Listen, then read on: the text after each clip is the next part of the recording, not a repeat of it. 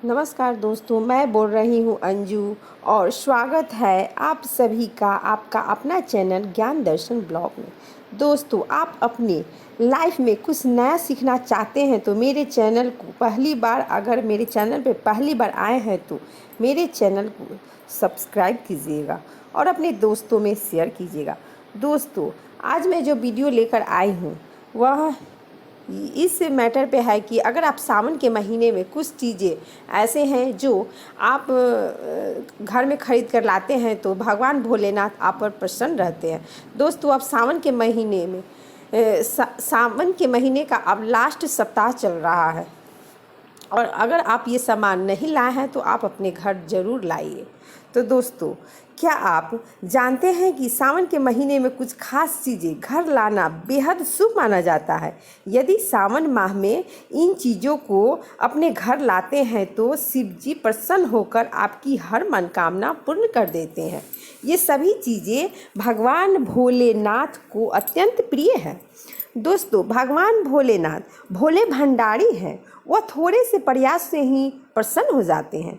दोस्तों, जो व्यक्ति भगवान भोलेनाथ के इन प्रिय वस्तु से जो भी भगवान भोलेनाथ के प्रिय वस्तु है उसमें से कोई एक भी वस्तु सावन के महीने में अपने घर ले आता है तो भगवान भोलेनाथ उसके जीवन की सभी परेशानियां दूर कर देते हैं। उस व्यक्ति को कभी भी जीवन में धन की कमी नहीं होती। भगवान भोलेनाथ उसे मनचाहा वरदान देते हैं।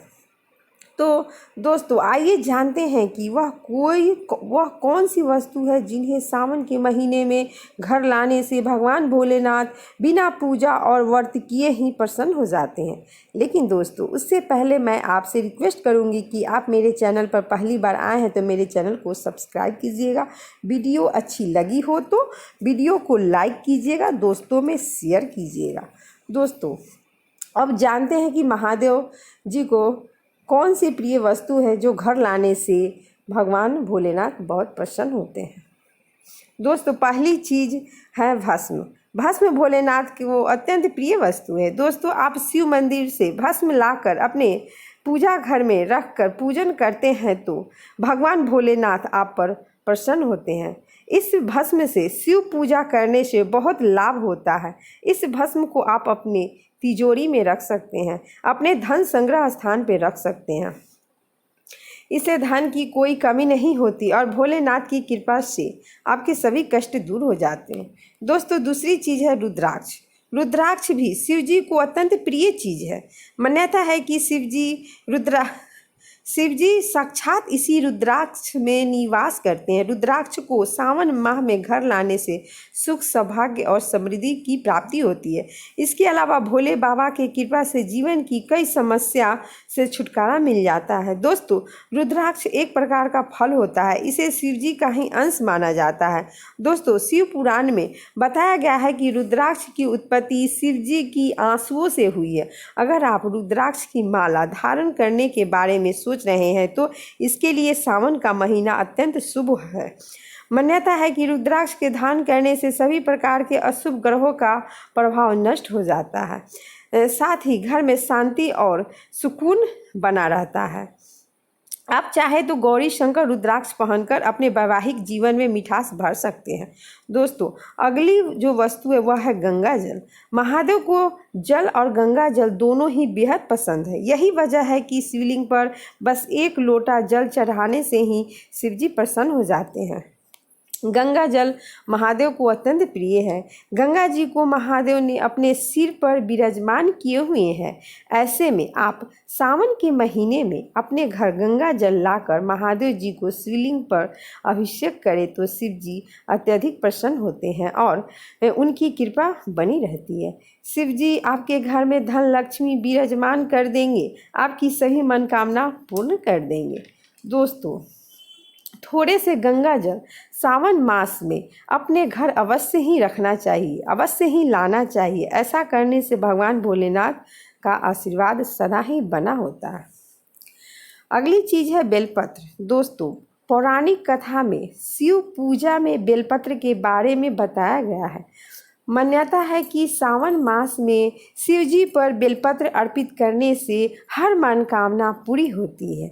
लेकिन सावन महीने में आसानी से बेलपत्र तो अगर आसानी से ना मिले तो आप चांदी का एक बेलपत्र बनवाकर घर में ले आएं और उसे प्रतिदिन स्वच्छ जल से धोकर शिव जी को अर्पित करें और सावन मास के बाद इसे अपने धन रखने के स्थान पर रख दें और प्रत्येक सावन मास में इसे साफ करके इसे शिव जी पर अपने घर में चढ़ाएं।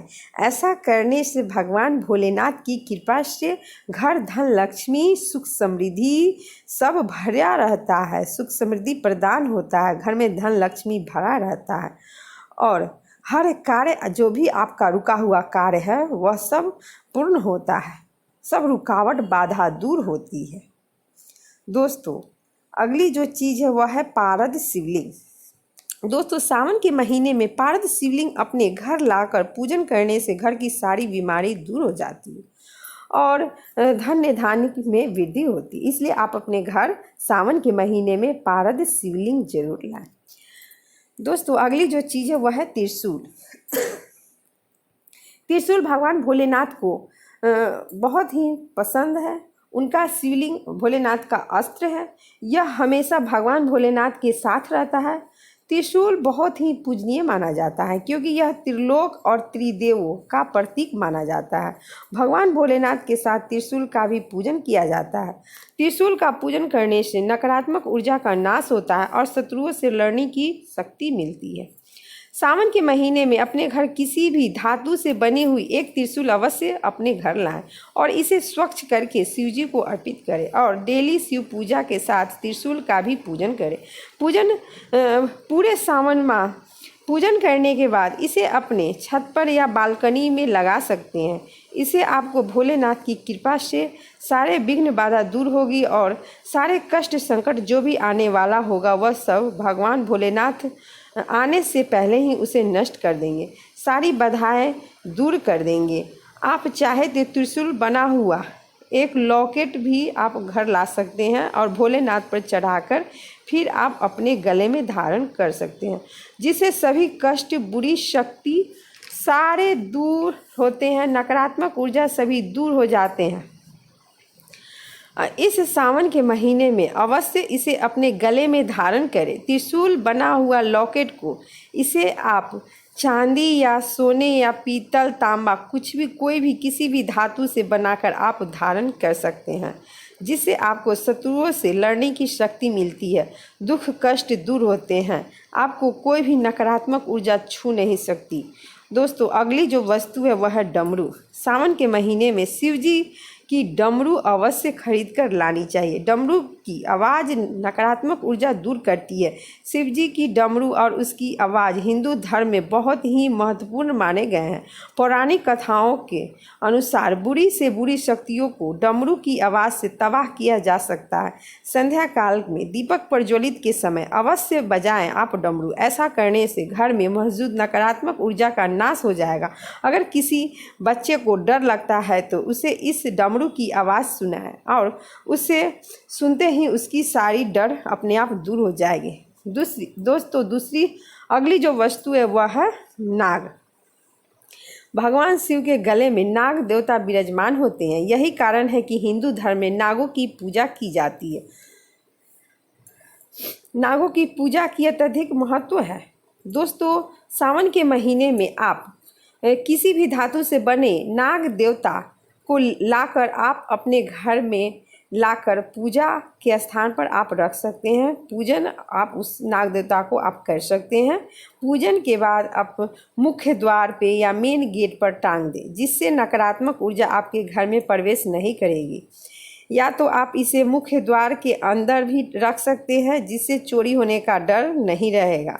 अगर आप कीमती धातु का बनवाते हैं तो आप उसे अपने घर के अंदर साइड से मुख्य द्वार के अंदर से आप टांगिए, जिससे आपके घर में नकारात्मक ऊर्जा नहीं आएगी। दोस्तों ऐसा करने से नाग देवता घर में आने वाली बुराई को मुख्य द्वार से ही लौटा देंगे।